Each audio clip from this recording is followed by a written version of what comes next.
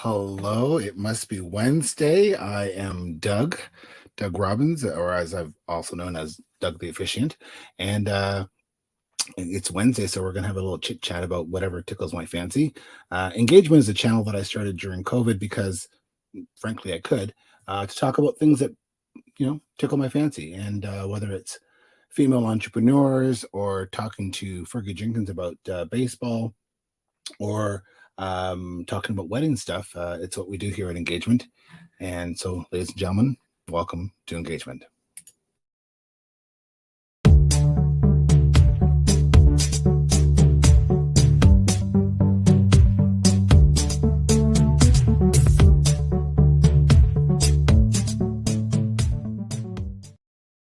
So I get this question all the time. You've probably heard this story before if you've been following along. We are now actually in season 4, episode 3, if you can believe it. Doug, you're a wedding officiant, and your show is called Engagement, and you marry people that are engaged. Is there some sort of correlation there? Well, coincidence or coinkydink, whichever you want to call it. Yes, I marry people. I'm a wedding officiant. I'm a proud entrepreneur, and yes, engagement means to come together and to meet and to chit chat. And I'm a curious individual to ask questions. I love to meet new people. Some say I have the gift of gab. I do like to chit chat a bit. So engagement was born, and I get to talk to people that either interest or inspire me. It's a place that is a safe spot. No politics. Although those that know me know that I'm a little judgy. There's maybe some judgment, but there's definitely no politics. So we keep it light, we keep it interesting, and we hope that you learn something while you're here. So this month we've been talking, because it's February, about Black-owned businesses. And being a Black entrepreneur myself, I think it's very important that we talk about Black-owned business. And it's been a bit of a passion project for me to highlight and showcase other Black-owned businesses in the area. Not that they're any more important than any other business. Small businesses are very important. They're vital to every economy, no matter where you're at. So right now, we just happen to be focusing on some Black entrepreneurs. So today's show, which is our third in the episode series, it's a little unique. We typically put on 2 guests, and away we go. And we have a little sippy and a little chit chat, and it's all fun. Today, unfortunately, one of our guests isn't on. They had a tragic family loss in the last 24 hours, and they couldn't make it here. And I'm speaking particularly of Rikki and Ray Butler. Rikki's dad passed away rather quickly, and so we send our condolences to them. So I am their proxy, and they sent over some stuff for me to try. Oh, I like bacon, right? So look at that. It's a bacon-laden donut. So we'll try those in a little bit. But first, we do have someone in the green room to talk to. So we're going to bring in one of our entrepreneurs tonight, and that would be Stephanie Simmons. Stephanie is the proud owner of Sugar That and Fiercely Myself and Dimples Decor. So let's bring Steph in. Hey, Steph. Hello. How's it going? Oh, good. How are you? Good. Your background is spot on because that's what you do for a living, so it looks great. I try. I'm still working on it. It's not one of those like green screens, right? No, it's real. There's a TV. I wouldn't have a TV probably. If you turn your head and your ear disappears, I know it's not. So yeah. Well, there you go. See, it's real. It's real. So welcome. You are entrepreneurial at heart. I think you probably always have been. For those that don't know, Stephanie has 3 businesses going at once, that's a lot of balls in the air, girl. It's crazy. So tell us about the business and tell us how they started. Like, how did this all happen? Well, Doug, you really introduced me to the entrepreneur world. I don't know if you remember. I do remember. I was not an entrepreneur before then. Well, yes, maybe you just hadn't fostered it. Yeah. I think entrepreneurial is it meets you, or it comes together whenever it's time. So I mean, I think you probably always were. I think that entrepreneurs think a certain way, and they have a certain moxie, and I think you always had that. I think it just, you know, the it was a seed that had to be, nurtured and watered. So tell us how you got 3 businesses under your belt. Um, yes, well, I definitely came into the entrepreneur world officially about 6 years ago. So that's when Dimples Decor was born. And that was just like a leap. I really wanted to start staging, and but it actually came about by wanting to sell retail like decor.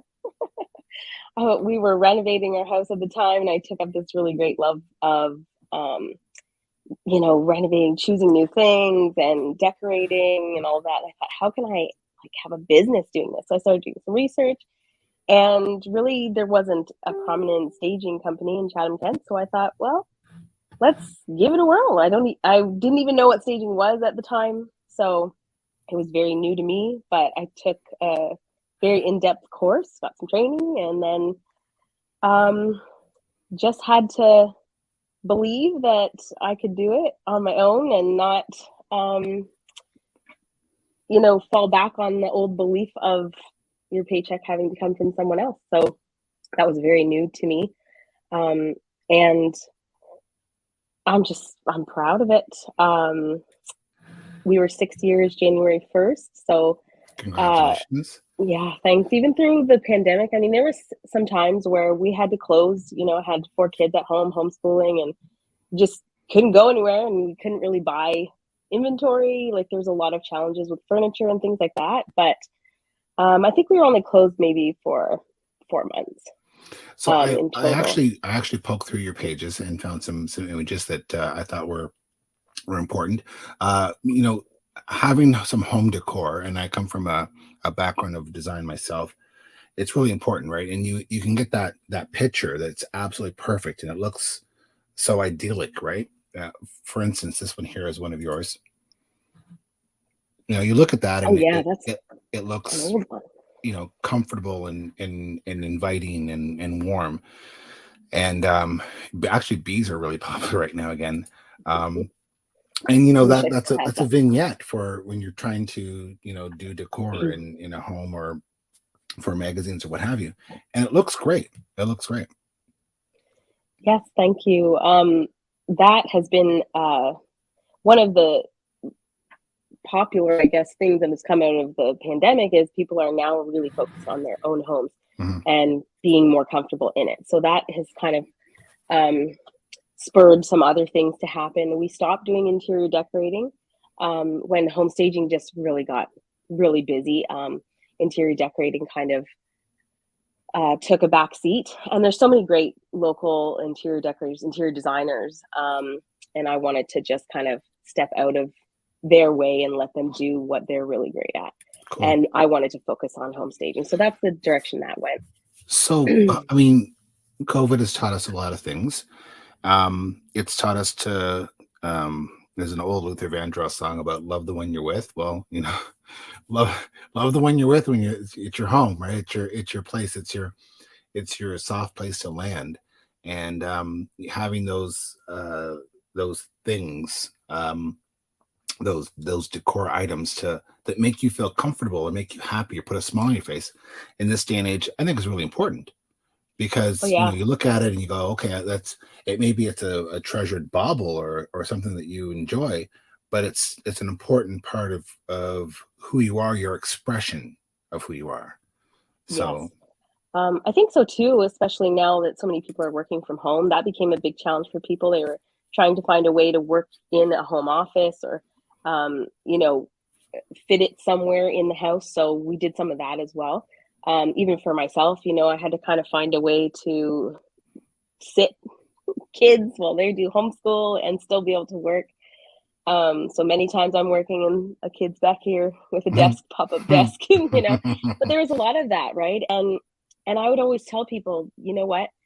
you're stuck kind of at home right now. There's nothing you can do about it. It's out of your control. So pick a corner, pick a space, and just make it your own. Put some pretty things in it, and help with that. But that really, like, I know for myself, if I didn't have this office, I don't know, I'd lose my mind.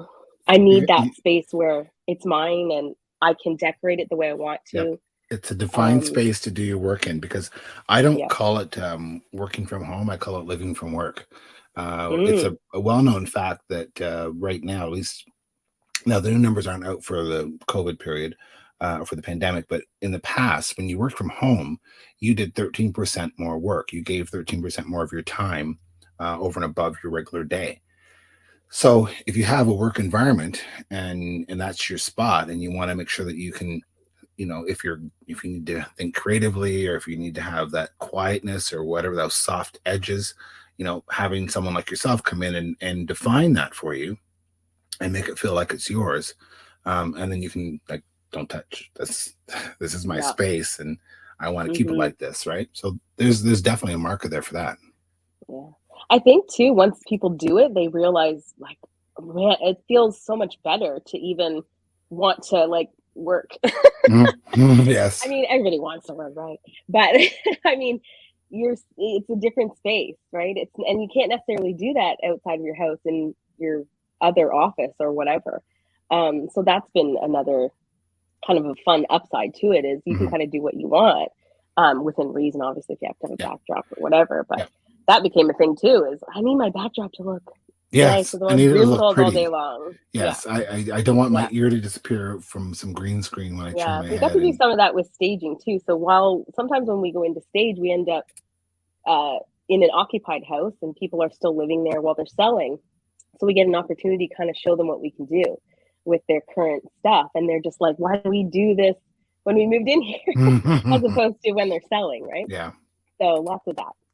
Well, I think there's a great opportunity if you are working from home, or in a hybrid situation, which is the next thing, right? Where you might be, 3 days at home and 2 days at the office, and you go to the office and you don't have the luxury or ability to put up pictures of your kids or family, or have a plant, because you might have a hot desk as opposed to your traditional desk, because companies are downsizing that space. At least on those days when you're working from home, you can have the surroundings that you enjoy and that you are, that make you feel comfortable. So yeah, definitely. I want to talk a little bit about your staging, because you do that as well through your company. I've got some photos here of some staging work. Where are you finding these photos? Is this Google or something? This is on your Facebook, girl. Oh my gosh, those are so old. That's got to be like 5 years ago. Is it? Well, it looks good. Yeah. Looks good. And actually, this one here is also part of that same before and after. That's so old. Yeah. I think before and afters are really important. I do like before and after. Sometimes it'd be hard. The before, some people don't want it to show, because they often go in when they're getting cleaned up and they're still finishing the reno and that kind of stuff. So they don't always want me to post those pictures. But before and after, though, they tell the story, because you look at it and you go, you got to get the well, same that's what it angle looked too. like before. Otherwise, and now you make it look like this. It's like magazine worthy. So I remember that house. It was in Wallingford. Yeah. And then this one here, I love that table. Yes, that's more recent. Love that table. Love the look my of that. Neighborhood. So you go in and do these things for, to stage a house as well, to help sell the house, because let's face it, when you that's all we're doing right now. That's all, the only service we're providing right now. That's incredible. Staging. That's incredible. Yeah. It's the best. Well, it's got to be a lot of fun, because you don't have to have the extra stuff, right? You define the space, you decorate it, you make it look picture perfect, and then you can, people can imagine. So here's another one as well. Speaking of office space, there's a little office there. We're always throwing in an office right now. So every time we do vacant, we usually change one of the bedrooms into an office, just to get all of the work. What we're hearing right now through my channels is that new building that's going on, new buildings, new homes will have an office space, or a flex room that you can turn into an office. Where maybe they almost have to. They have to. They really do. I mean, like the stats right now, it's so crazy. The entrepreneurial world is blowing up. Yep. It's great. Yep. And then here's another. I love the feel of this room. Oh yes, that's in Blenheim. Oh, God Was. bless him. Nice. Yeah, It feels very comfortable, very, you know, cozy. Yeah. you just want to like dive into that and sit down and enjoy the surroundings. Yeah, that was a flip, that one. So we do a lot of flips Mhm. where people are renovating and then we come in.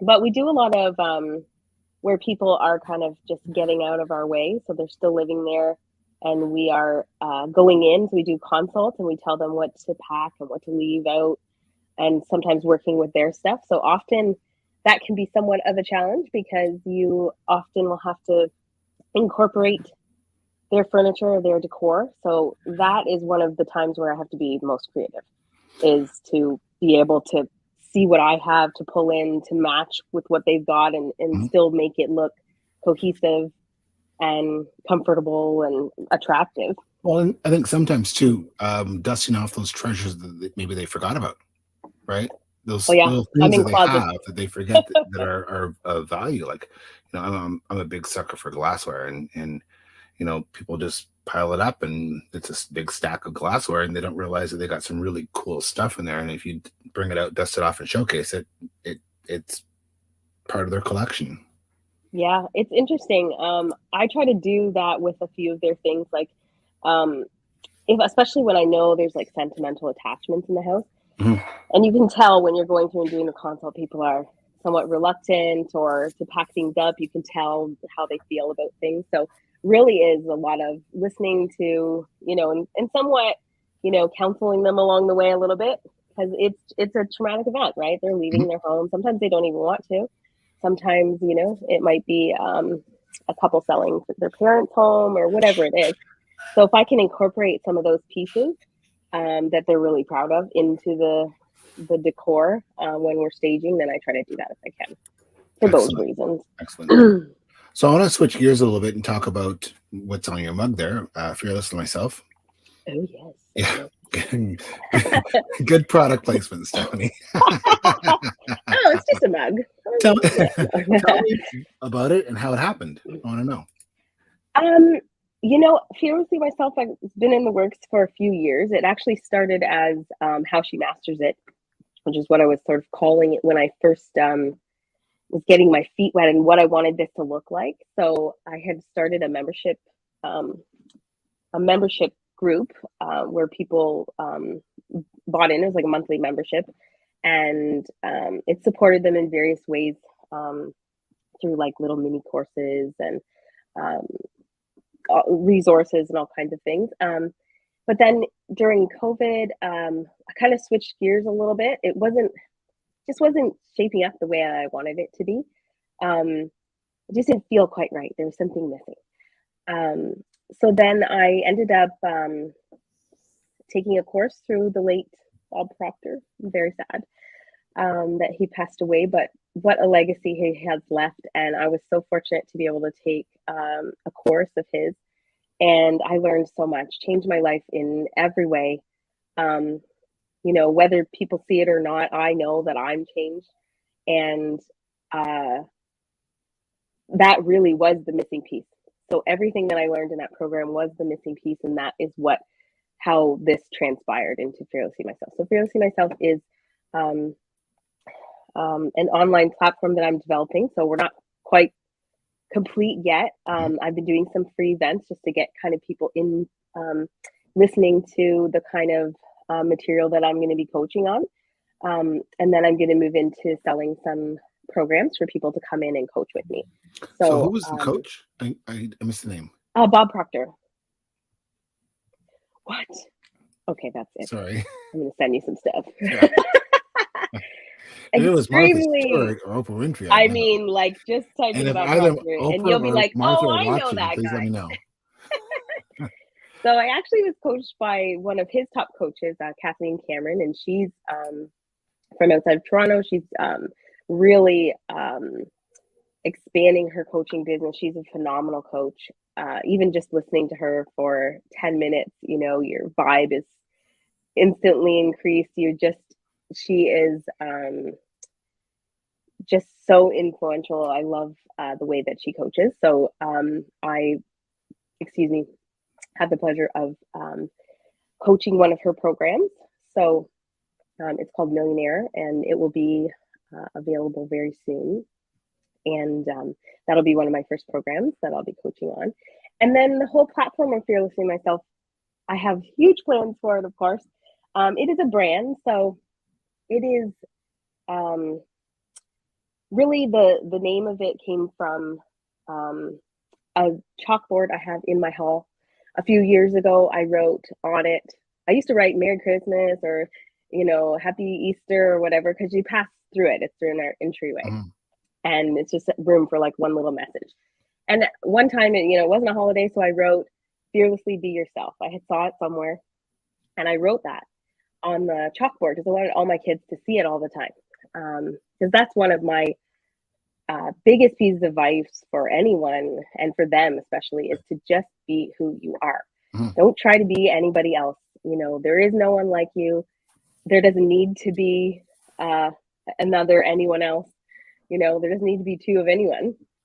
And it's been years now and I've never taken it down. I've always thought, oh, I should write, and then I look at it and go, no, I'm gonna just leave it there because it's a really important message, and I don't want them to ever forget that. And that really is how the name came about. But I want to see people wearing T-shirts saying "Fearlessly Myself" in a proud way. I am fearlessly exactly who I am supposed to be. And being proud to be who they are. So that is the base message of it. I will eventually have some resources and cutesy stuff, retail like journals and the mugs and all that kind of stuff. Yes, merch. Yeah. So that's the fun stuff. I agree with that. And so growing up as a little kid, a little half black kid in Dresden, I was very much who I was. I knew exactly who I was. And if you didn't want to play with me, that's fine. Take your little toys and go away. And then, life beats that out of you, right? Society beats it out of you. And then you forget who you are and you forget to be fearless. And then, someday you wake up in your, late 40s and you go, what the happened? And then you take that back. You snatch it back, as I say. And then you get to be fearlessly yourself. But you can only be you, really. I mean, you're best at being you. If you're trying to copy somebody else, you're just a copy. And coming from the photography world, knowing that if you make a copy of a copy of a copy of a copy, each one gets slightly lighter, the lines are blurred. And so, it's just be yourself. And that's hard for people to be comfortable in their own skin, because they want to people please, or they want to, fit a certain mold or look a certain way, and that's exhausting. It's tougher now too than when I was young. We didn't have social media, we didn't have any of that. You just had what people said to you or what they said behind your back. Notes passed in class.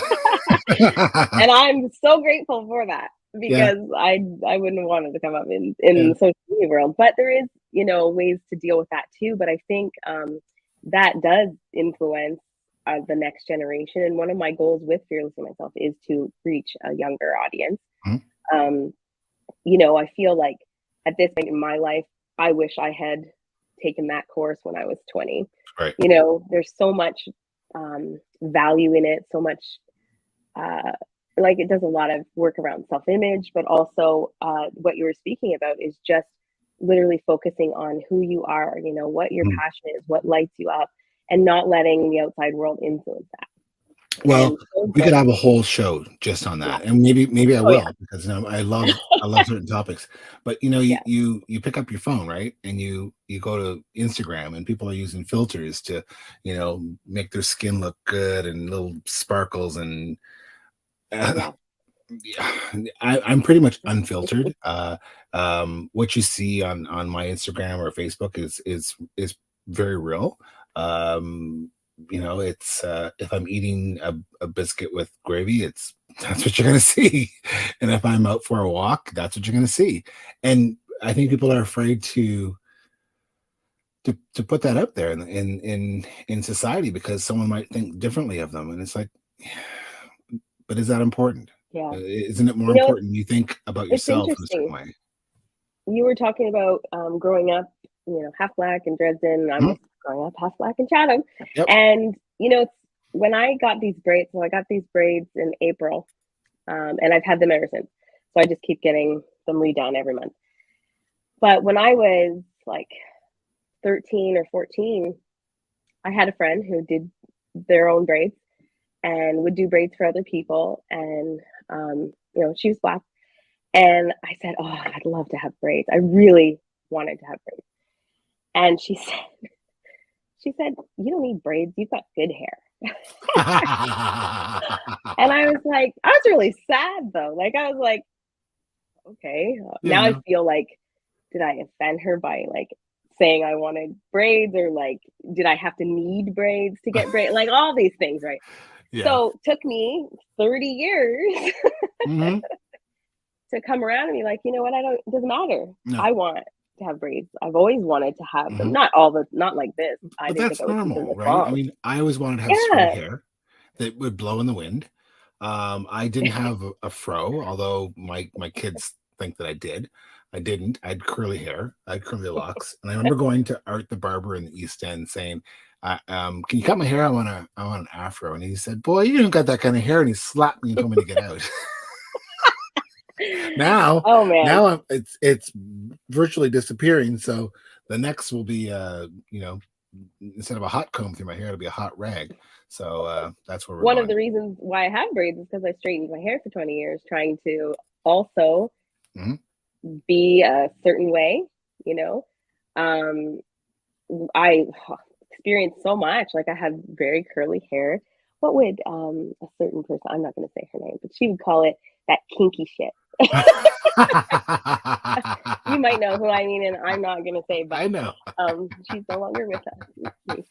I know who you mean. But she did not want to see you with that. She wanted your hair to be straightened and all shiny and nice, right? Yep. But that is a bit of a stigma in that we need to be accepted with our hair, however our hair is.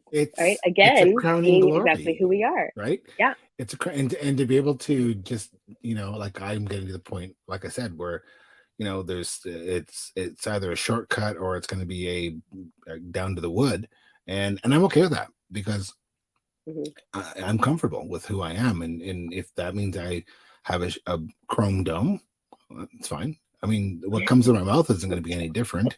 I've not heard that one. Yeah, chrome dome. Yeah. Well, you wouldn't believe the kinkiness that has been growing under these braids. I can't wait girl, for it to get long enough. Because right now I'm like with the straightened ends that won't curl anymore. I hear you. Oh, I know. And then the rest is like.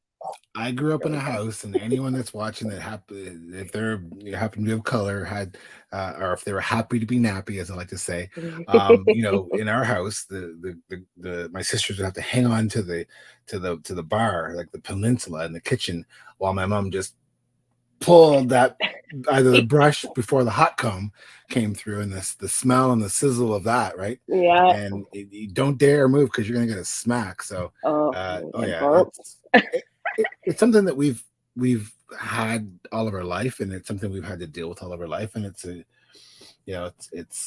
is what it is. But I had a nana who in her late 90s who always wore a wig, had very thin hair like I do, and she just decided, you know what, I don't need to wear a wig. So anyway, let's switch. This is a really weird switch. So I'm calling this show Sugar because of your other business and the fact that the Sweet Seas cookies is a sugar base. So I want to switch gears for a minute. We'll come back and talk about your third business after we talk a little bit about our absent, unfortunately absent other guests. So I'm referring to Rikki and Ray, and they're an adorable couple. I was with them recently, and we took photos for some social media, and they were holding hands, and they're so in love. And they own this store here that they've put their love and energy and blood, sweat, and tears. They work 16 hours a day minimum, and they built this business from a home-based business. And it was, cookie by cookie, cake by cake to get where they're at today. And I really commend them for that, because I call that cottage industry. You're working at home and you're building it. So because they couldn't make it today, they graciously sent over some some stuff for me to try. I'm not going to eat it all, but I can tell you right now that I can show you this. There is a plate full of confections, right? So their most popular things, I'm gonna like their brownies are very popular. These are their brownies, and I don't think they're special brownies. I think they're just good brownies. We'll see as the show goes on. The fritter, and if Boozy Susie's watching, she knows I got a line for a fritter, and I can't say it on the show, even though I have a PG rating because Reverend Ron can't say this, but yeah. Anyway, great fritter. And this I want to try. This is their cheesecake stuffed donut. And the most popular thing that they sell right now are these cones. This one is filled with also cheesecake. And then they threw in this bacon one that I showed earlier because me lucky bacon. So that should be mine. I'm gonna try a TV bite of some of this and tell you what I think. And I'm a foodie at heart, so I will tell you the truth. So this is the fritter that's stuffed with cheesecake, which is a phenomenal combination.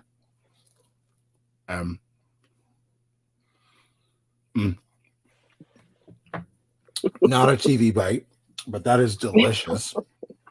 Looks good. Delicious. You get like the donut, the sweetness, and you get, this incredible like softness to it. If you've ever been there, this is what you'll see. Like this is one of their brownies they make. This is the bacon donut, and the old fashioned, a caramel glaze, which, hello. Their showcase of donuts, which are phenomenal. And they started doing bagels, like homemade, hand rolled bagels. So, the Jewish in me, if you had some lox and cream cheese, I'd be all over that.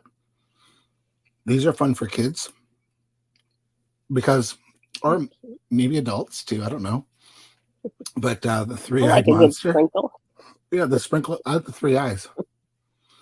That's a little weird. But what they sell a lot of are these. This is a heart-shaped cookie, and it's a big cookie. And I'm reminded of Schitt's Creek, where he gets the cookie, and it's pretty darn good. So I think that's pretty neat as well. Hey Janet, I know I'm making you hungry. It's just that good. So, and they have other great confections as well. So they also do strawberries if you're looking for. I don't know if it's healthy or not, but it is a fruit that's chocolate drizzled. And they also do phenomenal cakes. So if you're looking for a reason to buy a cake for someone, that would be it. I want to try two more, and then I'm going to stop eating on camera because it's embarrassing and it's bad. I'm going to try the bacon one because I love bacon. Oh boy. Oh my. It has a smoky sweetness to it. Tender. I have a buddy who loves donuts. When we go to Vegas, that's what we do a little donut tour. Yeah, that is very, very good. And I bet it pairs well with wine. I bet. I was just going to say It doesn't disappoint. And then last but not least, and we'll take it from the end, is their cone. So these are stuffed cones. They make their own waffle cone. And I'm making a mess here. And it has cream cheesecake inside. So, I mean, how bad is that, right? Also, spectacular. If my mom was watching this right now, she'd give me heck for eating and talking at the same time. But so, check them out because if you're looking for some sugar, some sweets, some goodness. I mean, we have to have a treat every once in a while. It's February. It's cold. It's dark. Maybe, who knows? Maybe you're doing dry February. And if you are, God bless you. So go have a donut. Check out Ray and Rikki at they take orders, I assume, and all that. They take orders. They're pretty darn fantastic. So on the whole train of sugar, you have a very unique third business that I'm sure is keeping you very busy. And this is probably going to turn a little bit sideways on us at some point because you know me. And it's called Sugar That. Right? Not sugar this, not sugar y'all, but sugar this. Sugar That. So what's and that name came about during a conversation where I was like, you need to sugar that. So Sugar That is a hair removal business. So, if I get too close to your face I might say, you need to sugar that. Sugar that, yeah. That's a little judgmental, though. Yeah. I don't say it. Isn't there a song about put sugar on it? Pour some sugar on it, yeah. Put some sugar on it. So you you use the sugar to remove skin. Or no, sorry. No, there's no skin. It's not like waxing. It removes. I have a picture. I pulled this off of your page. Yes. So that brown glob, is that sugar? So that's our sugar paste. So I make it myself. Mm-hmm. And it's just white sugar, lemon juice, and water. So I cook it on the stove. We pour it into a jar. It has to sit for like 8 hours, and then it's usable as a sugar paste. Of course, it's edible, which makes it all natural and all those things. Well, that doesn't make it all natural, but it is all natural, which is lots of differences between sugaring and waxing. So the main difference would be there's no chemicals or anything added, and sugaring is a lot more gentle on your skin. So it only removes the dead skin cells. It's more like an exfoliation along with the hair. So unlike your traditional waxing where you're literally taking off thank you. So it wax generally will take off a layer of skin, the live skin cells as well. So we don't want to do that. So a lot of people find the sugar paste to be a lot more tolerable to the skin, so less irritation, less redness, all of those bumps, all things. Those kind of things, right? Yes. So I came across it, I don't know, it's maybe over 5 years ago now. A friend of mine introduced me to it in Toronto, and for a certain personal area. And I found like there's just nothing like it. And you know, like it was such a more pleasant than waxing, wasn't as painful. But also your hair grows back in so much nicer and less and less. So the more people come, their appointments often are shorter, or they just find, less hair grows in, and they just love it. So we have, yeah. So my mind goes to a couple things. One, you know that you can go to like the Source or those stores and you buy this looks like a little mini trash can, and then there's this goop and you put it on your keyboard and it picks up all the schmuck. Right? So yeah, no. Do you end up like having this sugar with like little hairs? It's like taking it. So we use, as you can see in that photo, they have a glove on their hand. So the sugar paste is very sticky. So you would not get it off that glove. The same way that keyboard stuff will like come off the keyboard, it would never come off the keyboard. Yeah, but so, is the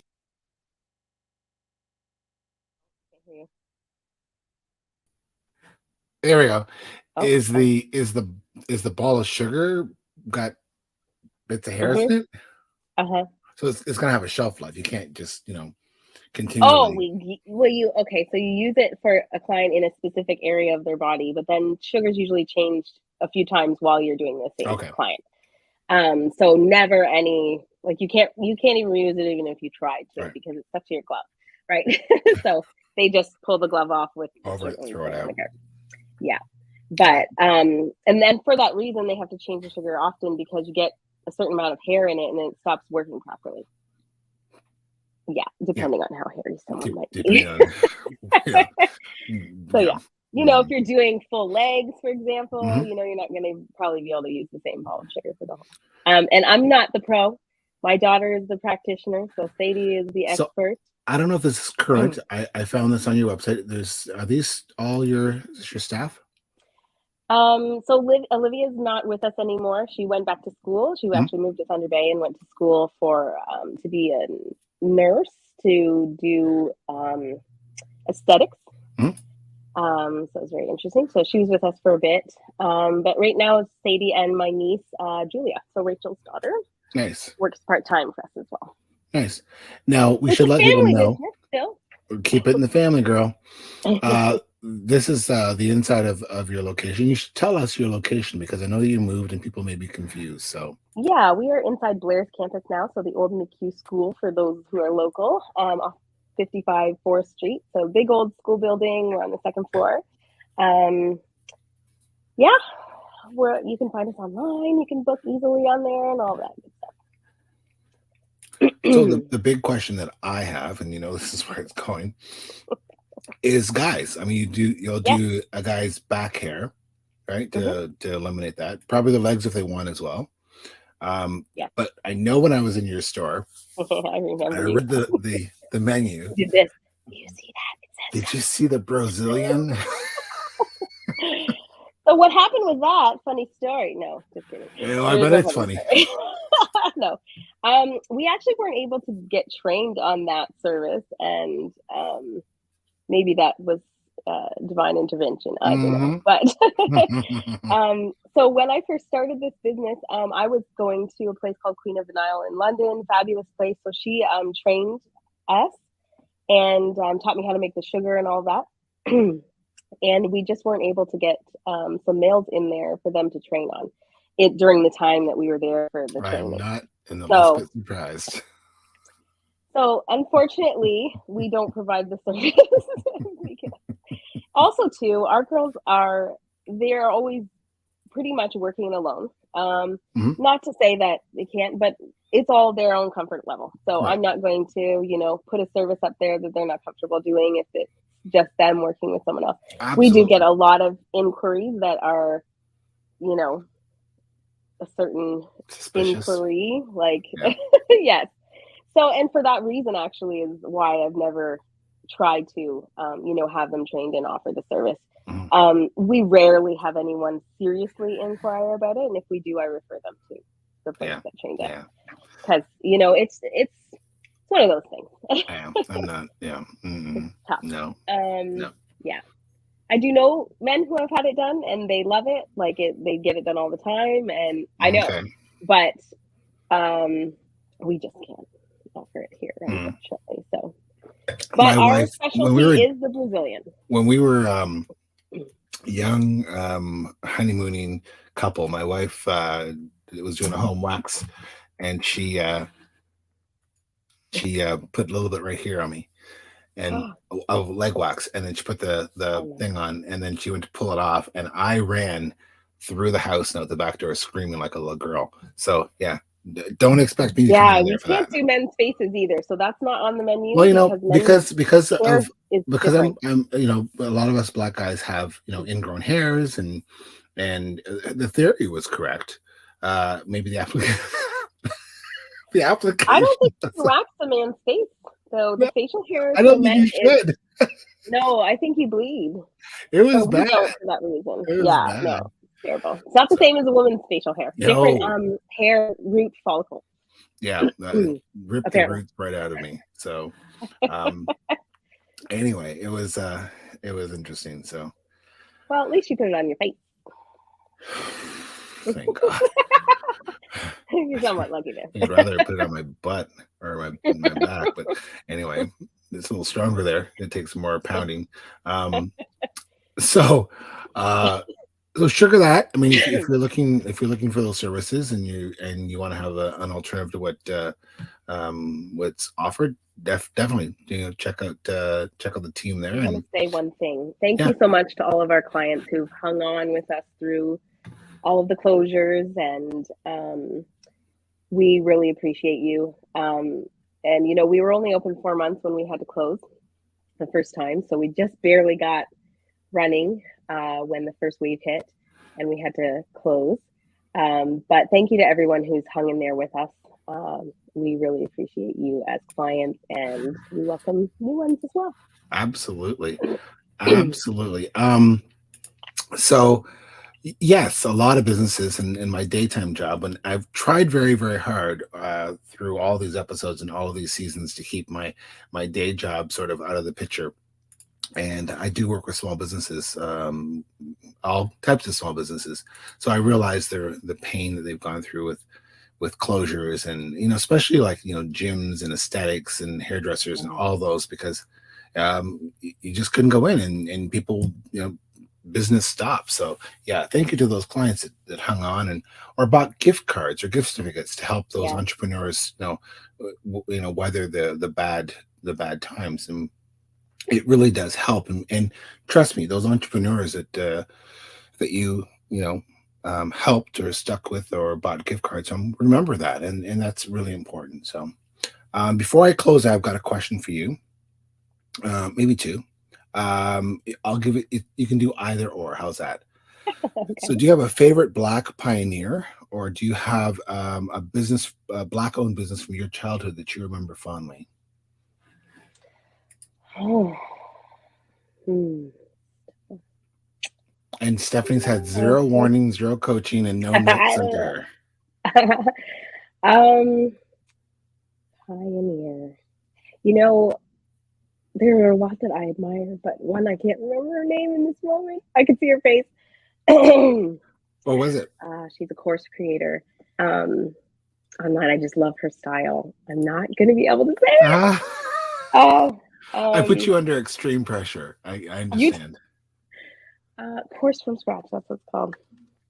I'm gonna look it up Okay. because I want to say I'm very inspired by her. Her name's Danielle Leslie, and she's online. She teaches people how to create courses and sell them online, and create your Mhm. own home-based business, or however you want it to look. I found her really inspiring because I took one of her like little free workshops or whatever, and had done some stuff with her since. But she always talked about your culture ad, is what she calls it. So she wants you to kind of dig deep into what is, again, authentically your culture ad. So what do you bring to the table that's different from anything else? Mhm. And it really got me thinking a lot, because for so many years, I've struggled to fit in with white and Black Mhm. in interesting, different kinds of ways. Or people think they don't realize that you're half Black, and then they make bad jokes, or the other way around as well. So Mhm. it goes both Yep, ways. it goes well. Um, but I And, think and that we do all it, of this and we work, do it to yeah. ourselves too. Oh, 100%. Absolutely. Yeah. I asked Yeah. someone recently. I said they said that they identify as Black. Well, I identify as thin, so then I'm slender gender. Um, so I asked her. I said, "Well, I'm afraid to say this. I sound like my mom, but who's your dad?" And it wasn't until she told me who her dad was that I could connect the dots. So, but Yeah. you never really know. So yeah, It was a big one, it's a big one. and some people don't know, or they want to ask, and then it's rude to ask. And I want to ask people all the time Mhm. because I'm just naturally curious about their history Yeah, or their background, or like, where they because came from. I'm Who's your interested in that, mama? right? Yep. But I don't need to know to put them into a box, right? No. There's a difference there, Right. which I think a lot of people want to know so they can That's put you in a important. box. Yeah. Yeah. And that's definitely not. But I loved her approach is very much centered on being authentic and discovering what those things are that are unique about you, that you can then um, hone in on, that help you just authentically connect with other people who find that interesting or whatever. So it's helped me a lot in the most recent business, Fearlessly Myself, to really kind of decide what kind of coach I want to be, how I want to connect with people, how I want to show up for myself and for my culture background, all of it. And yeah, I find her very inspiring. So that's one for sure. Good, good. It's important to have those pioneers or those people you look to, because they're paving the path for the rest of us, and that's extremely important. So Yeah, for sure. yeah. So we celebrate all businesses here. I celebrate all businesses here, and this passion project of showing off the Black-owned businesses has been a lot of fun for me.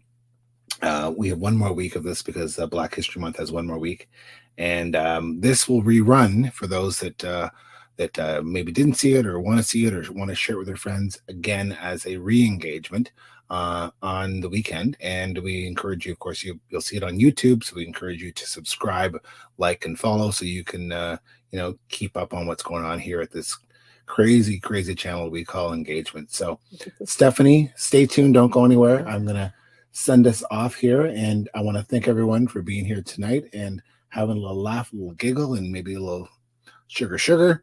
And thank you for coming to Engagement. Yeah, thanks.